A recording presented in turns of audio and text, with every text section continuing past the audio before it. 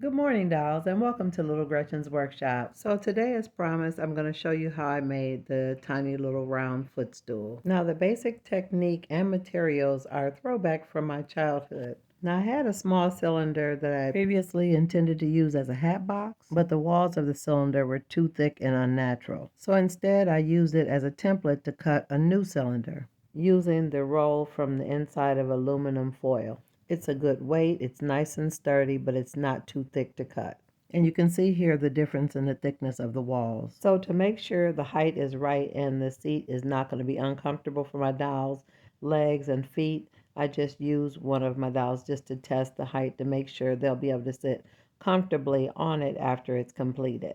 So dolls, I start out by stuffing the cylinder, really packing it really good. And you want to pack it until it bulges out on the other side. And then I cover it with really thin foam. And here I am trimming the foam after I've put a rubber band around it to keep it in place. I'm sorry, dolls, I didn't show it, but I did draw a circle shape on a piece of wood. And it's just a small piece of 1/16 of an inch basswood. And now I'm rounding out the circle. Firm cardboard will work just as well. Now here's another moment where I did something prematurely because I was excited about showing it to you and getting it done. And I ended up packing the little end of the cylinder with a big pom-pom and then gluing the circle to the bottom. Now the thing is, the circle actually does go on the bottom, but not in this sequence, not at this stage. And I haven't realized my dilemma, and you can tell because I've already begun to play with the stool. So I went on to start sizing the fabric around the little stool to make sure it would cover up all of the foam. And when I decided I had a nice sized piece of the fabric, I trimmed off the excess. Now you can see here I've added glue to the low part of the cylinder on top of the foam, and I'm stretching the piece of fabric all the way around, pressing it into the glue around the edges.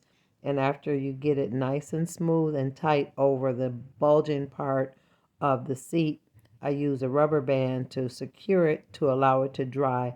Now you definitely wanted to make it look gathered so it'll look like it has like little tucks around the edges. Make sure you pull the fabric nice and tight and trim off any excess unless you want it to puddle and pool to cover up the bottom of your seat. Now you definitely can use this process and make a shallower stool, but I wanted it to match the height of the seat of the wingback chair. Now here I'm creating a really small valance. For a full video of how to create the valance, I will leave a link in the description. Now after I added the little valance or the skirt to the bottom of the stool, I put a rubber band on it to hold it in place until it dried. And here I created a tiny piece of fabric to cover the top of the valance, and the strap is just more of a transition piece between the cushion and the little skirt or dust ruffle, primarily to cover up some of the little imperfections. Now I definitely did hold that strap in place for a little while until the glue began to catch. And here I'm just flaring out the bottom of the skirt to give the stool a little more shape. And just when I thought I had everything all together, I finally realized that I shouldn't have closed up the bottom of the little stool. Now, if I had used a lightweight cardboard rather than wood, this probably wouldn't be a problem, but I had glued the solid wood to the bottom, and now I can't make the little dimple in the center. And at this point, I was fully aware of the mistake I had made. And you would have thought that that would have stopped me or slowed me down, but I continued to prepare my needle to make my little button. So at this point, I had several ideas going on in my head at one time, and most of the ideas were still going to be hindered by the fact that there was wood at the bottom. And here I was trying to force the poor needle to pierce the wood,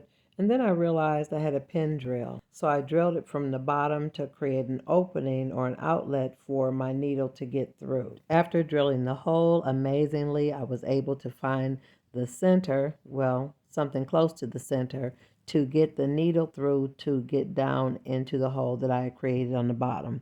I was really pleased to see the tip of my needle come through at the bottom, and then I proceeded to pull it all the way through to the other side. Now, it would have been best practice to measure to make sure you're in the absolute center, but I didn't, dolls. When I got my needle to the other side, I went ahead and pulled it as tight as I could to create a nice dimple in the imaginary middle of my stool. Now, I tied several knots in the thread and then added super glue with a tiny piece of leather to secure it.